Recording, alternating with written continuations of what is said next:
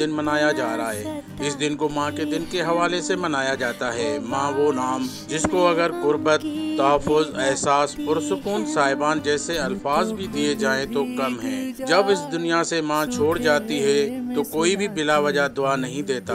अगर बाप इस दुनिया से चला जाता है तो कोई भी बिला वजह कंधे पर थपकी और हौसला नहीं देता। एक दिन माँ से पूछ लिया कि मेरी प्यारी माँ, जब आप नहीं होंगी तो मुझे दुआएं कौन देगा? तो मेरी माँ ने मेरा सर अपनी गोद में रखकर बड़ी तसल्ली से जवाब दिया कि अगर दरियाओं का पानी सूख भी जाए तो नमी नहीं जाती, और बाप उस सुतून की तरह है कि अगर इमारत ज़बून भी हो जाए तो तब तक नहीं गिरती जब तक उसके सतून को तोड़ा नहीं जाए।